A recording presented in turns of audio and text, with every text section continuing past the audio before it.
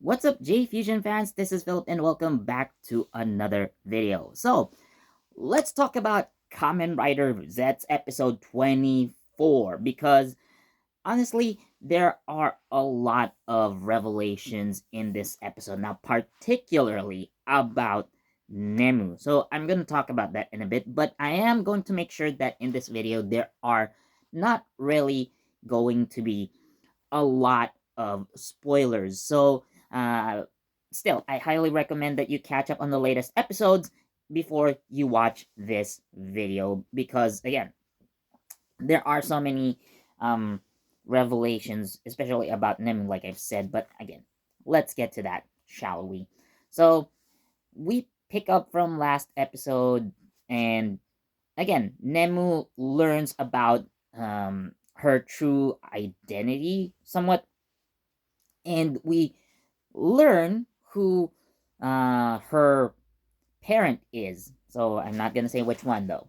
But what's interestingly, so we start this episode with this revelation, and again, we learn more about Nemu's past, and what is interesting is that um, like the circumstances of Nemu's birth are really I would say like really strange, and that's the vaguest way I can leave it, without spoiling you guys.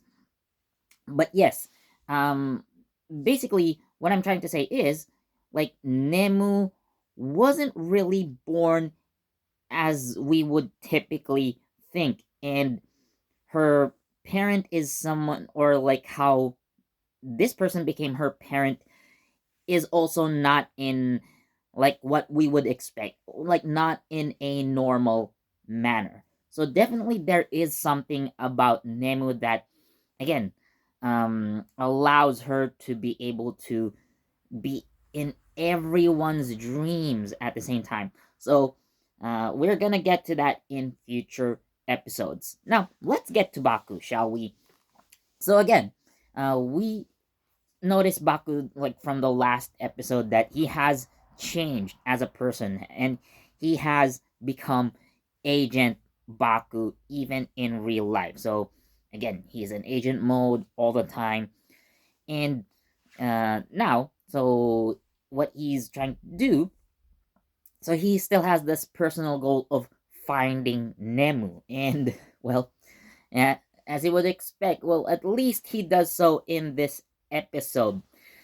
And again, like how he does that, well, you're gonna have to see for yourselves. But basically, we also learn about code, and its whereabouts, basically. And now we also see Agent Zero appear for the first time. So we know that Jay Kabira is the voice actor of Zero, and we only see him appear in like the press conference or the cast announcement for Kamen Rider Zeztz, and we haven't really seen him ever since. So now he does make an appearance. So again, like, we all know that the Agent Zero, aka the bike mode or the bike robot, um, was just like a remote controlled being, and someone is actually like controlling that robot from a distance, and the real Agent Zero is basically somewhere. So again, we finally see him appear on screen, like, on camera, as the human that he is. And one thing about this episode, so interestingly, so uh, Baku is now seen as a threat by Code, because after using the catastrum, or rather the jewel mare caps him to become the catastrum form. So Agent 3 says that Baku is potentially a threat to the organization, because, like, he potentially could not be controlled by Code anymore. And if you probably have seen, you know, like the previews for episode 24. So basically, this is not a spoiler territory. So we do see this fight scene between Zeztz and Agent 3, or Lord Number 3, or Lord 3. So we do see it in this episode. And again, something that really surprised me would be the ending of this episode because, again, uh, like, how are they going to pull off, you know, the events in the next episode? So, what am I talking about? We're gonna have to. I'm gonna say, like, I'm leaving this to you guys to watch and wait for the next episode to come out in order to find out what I'm talking about here. But that's all I can say for now.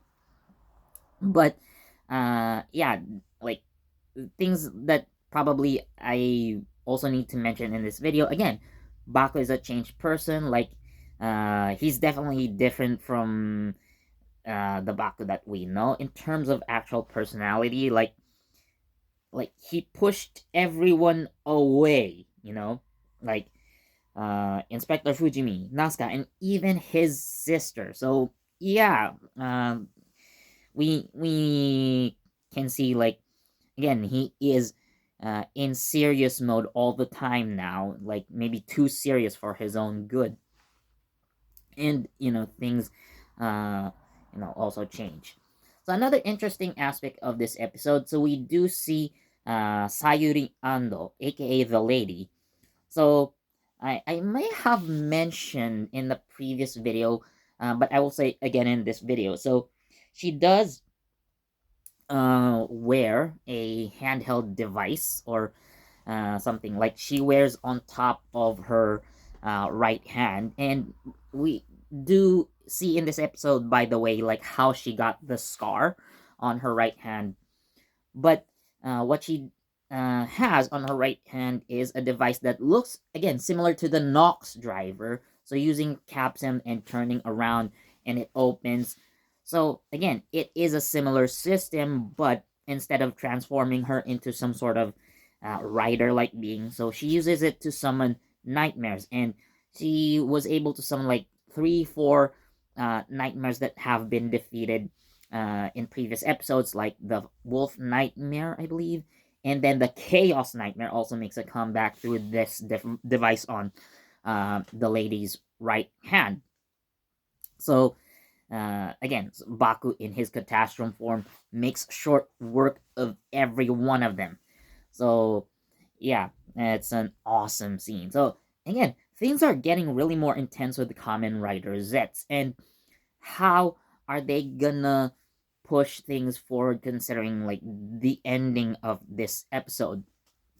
But again, I'm gonna keep it really vague just for you guys to see it. So I would say Kamen Rider Z's episode 24, I'm giving it like a near perfect score of a 4.5 out of 5, because things are really getting more intense. Maybe some things that I didn't like, that's keeping it from a perfect score.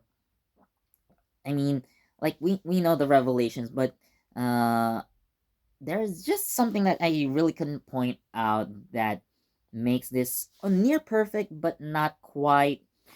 uh I would say maybe, um yeah, like this Baku turning into an agent like all the time. So I guess this is maybe like the point that I didn't like quite a bit. So they introduce Baku as like this reborn character, right? So again, he's this badass agent 24/7 now, but like how they do it in this episode, like they made it quite too short. Like, this is a short-lived thing. Like, I wanted to see Baku in his agent mode like longer. Like, I mean, like a near permanent state of agentness, if you will. they really cut it short in this episode, but we'll see. But I do notice some things, some details in this episode that may hint that, you know, we're about to reach something important in terms of Baku's character development. But we're still in the middle of that, and I think so.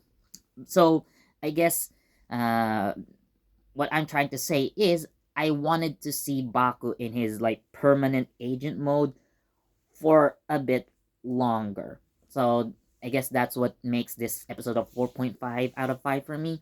But overall, it is a really solid episode. So, anyways, thank you so much for watching. As always, please do leave a like, comment, share, subscribe, and don't forget that notification bell so you get the latest from JEFusion. This has been Philip, and I'll see you next time.